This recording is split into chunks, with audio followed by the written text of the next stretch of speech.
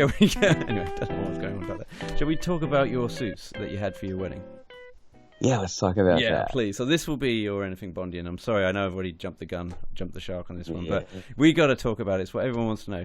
Firstly, how was it, mate? How did it go? How was the day? It went perfectly. Nothing went wrong. Everything was very smooth. I had a lot of fun. I got to eat lots of the food, actually, which lots of people tell me they don't get to eat at their wedding, but I couldn't let that happen. Yeah. So, did you have any speeches planned? Did you do any speeches? No, I didn't have to speak. Apart from at our ceremony, I had to say a prayer.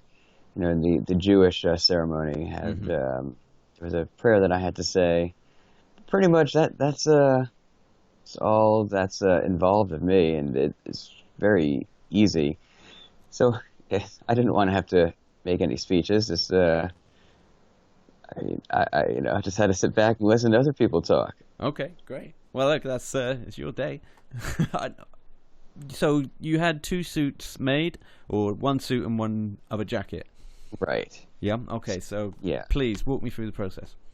So I was originally just going to. The wedding was like an evening wedding, so I was just going to wear a black tie. It was just, it's a black tie, dress code for the wedding. Not too many other people wore proper. Did you point them out and go, hey? Oh, no, I did not do that. No, I was just very happy that people actually made an effort to dress up. But no, not too many people dressed proper black tie. Lots of, subpar dinner jackets with black four-in-hand ties. But no, I'm actually very happy that they put in some effort to look great, and and I was very happy about that. No, but so for my outfit, I was originally just going to wear I wanted to get a midnight blue mohair blend dinner suit. That's really what I've always wanted. I wanted that for a long time. So a la Sean Connery, Dr. No opening scenes, right? Somewhat. Yeah. I didn't want the shawl color. I wanted peaked lapels instead. Okay. Otherwise, it is the same as that Dr. No opening scene. I got the gauntlet cuffs. That was really important to me. Nice. So I went. So I talked with David Mason, with Mason and Sons, and that was probably about a year ago now. We talked I think it was last June when he was in New York. I talked with him about that, and it was so he told me that they were actually working on something new with their bespoke. They wanted to really work on replicating the proper Anthony Sinclair cut, which has that extended front dart. Usually the front dart, in the chest ends. It goes from the top of the chest through middle of the chest through down, ends at the breast, ends at the hip pocket. But with Anthony Sinclair's cut, that dart went all the way to the bottom, and the skirt gets a bit of a slightly different shape, very subtle. And that was the same way that Demi Major cut Lazenby suits, Cyril Castle cut Roger Moore's suits. A lot of Savile Row tailors used that back to the mid 20th century.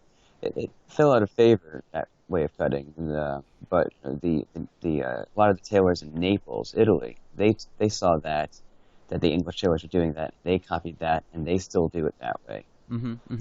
But the English tailors, it's not a very common way of cutting anymore. And Mason he actually found someone who used to work on those older suits to really to work with him and really figure out how to do this type of cutting. Okay, so he's got a new cutter in. He does have a new cutter. I think he's going to be. I think he's planning on announcing this cutter soon. Oh, okay, interesting. Talking about it, I didn't want to give anything away yet. Sure. So this is about a year ago. You've made the calls. Now, what's the deal? Because David's here in the UK. I know he does New York trips. He comes to New York a lot. He's here frequently. So how many fittings did you have for this, Matt?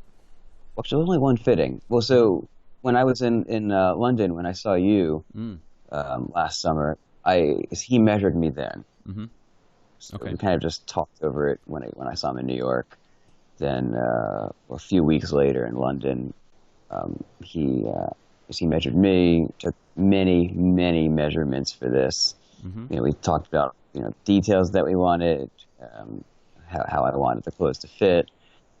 I think I wanted trousers to have a higher rise than probably most people do. Mm-hmm. Okay. But yeah, and yeah, so actually a few months ago now, then we had the fitting. It took him a while to get this cut, to get it right.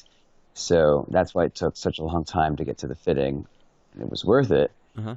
Um, I So mean, I didn't need the suit until last week, so we had that time, okay.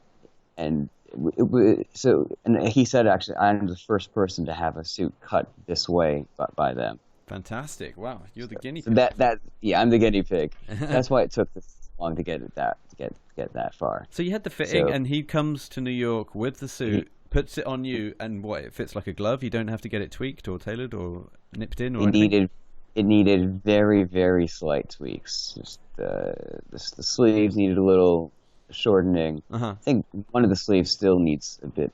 I think the right sleeve is still actually a bit long. And who does that? Does David do it, or did you get that done David locally? David did the fitting. Right. Okay. He Wow. does he does all the bespoke fittings. Okay. So, but he did. I mean, he doesn't. I mean, he's not the one who does the tailoring. He does. Sure. He handles the fittings because he knows exactly what needs to be done. Just put some pins here and there. Uh-huh. So the fitting. We also decided where the button, the waist button needs to be. Because I think I wanted it just slightly lower than where they originally had planned it. And what about other bits and bobs going on? The shirt, the shoes. Walk me through some Yeah. of those. So those, yeah. So the shirt was a Frank Foster shirt, of course. Uh huh.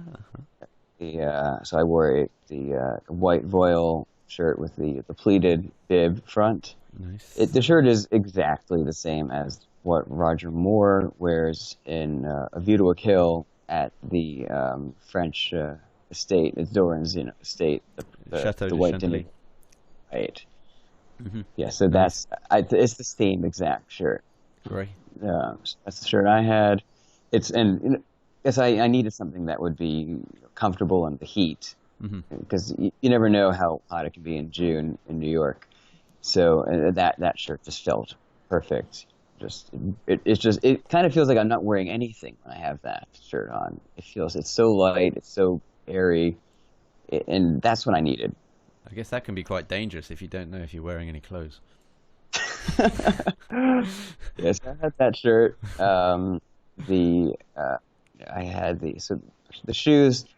I didn't wear the shoes I was originally planning to wear. I wore these. So I had some fresh shoes that I really loved, but I decided to wear shoes that I've had for probably about a decade, maybe probably more than a decade. 'Cause Wow. I was just in black Oxfords. Had them for a long time. I mostly wear them, for more special occasions. So they're not like worn down at all. They still look good, but they're comfortable. Okay. I really figured that my wedding would be probably not the time to wear some newer shoes, but to wear something that I know is going to be comfortable all day long. Matt, then you had a costume change, right? Yeah. Now, when did this happen? Halfway through, like after the reception? So, Talk to me through this. so I originally was just planning on wearing a midnight blue dinner suit, but my wife was she wanted me to wear something light colored as well. Hmm? She loves she loves like white dinner jackets. Then you pulled out the ivory dinner jacket, Matt. So I went back to Mason, ordered a not a bespoke, just a special order, ivory dinner jacket because that's what she really wanted me to wear. So what I did at the wedding was I put that on first, and we took some pictures because she wanted that in a lot of the pictures. Mm. So I wore that first, and then for the ceremony, I changed into the proper dinner suit. Gotcha. So the trousers are the same. I just wore the same pair of trousers all day. Great. Didn't want to have to change anything else. I just changed the jacket. Now, with the Ivory dinner jacket, did you have it modeled, or like of all the other Ivory dinner jackets in the Bond films, is there one that you thought, oh, I'm going to try and get this close to either the View to a Kill or the Spectre or Diamonds? Which one did you have in mind?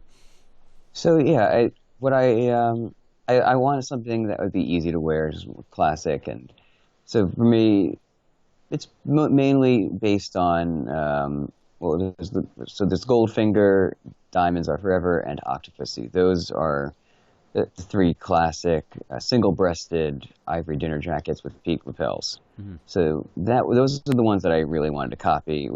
I probably thought about Octopussy more than any of the others, because the Goldfinger, I wanted vents, double vents. Mm-hmm. The Goldfinger one has no vents. Diamonds and Octopussy both have double vents. Diamonds also has the slanted pockets, which I didn't. I thought about getting those on my dinner jacket, but I decided to stay classic with the straight pockets. Isn't the Octopussy one made out of linen, or is it the shirt that's made out of it? No, they had said at the Designing 007 exhibit that it was linen. Mm. Lindy Hemming said it was linen. They had it there. Mm-hmm. I didn't get to handle it.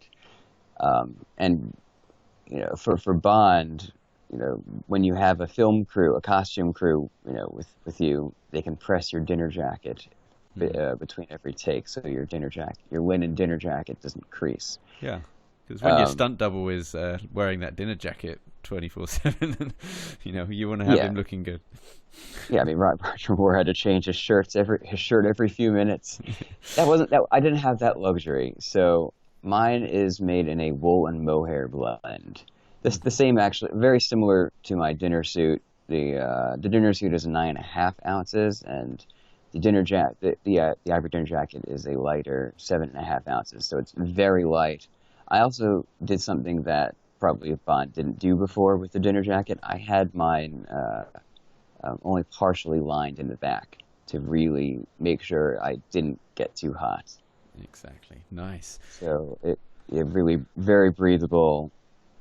Yeah, so I got it with the white mother of pearl buttons, just like back then. Self-faced lapels, the real classic one. So I changed into that at the wedding, at the reception, after the ceremony, because it was all everything was done in one place. Yeah. Does Mason and Sons do the white dinner jacket from their ready-to-wear selection? Then is that something that you can get from them? They do. Yes. Yeah. Okay. Great. So. Yeah, I wanted the button stance to be a bit lower than on the ready to wear, and I wanted a different fabric. And they can do that. So they can do that. They can do that with a special order. Right. It's quite flexible. But when you say special order, Matt, sorry, I'm being a bit. That's what they call it. They call it a special order. It's like a made to measure. Right. It's made in the factory. Same factory as the ready to wear suits. It's special order. So I guess they don't. Mason doesn't quite think it's quite on the same level as made to measure, but I think it is.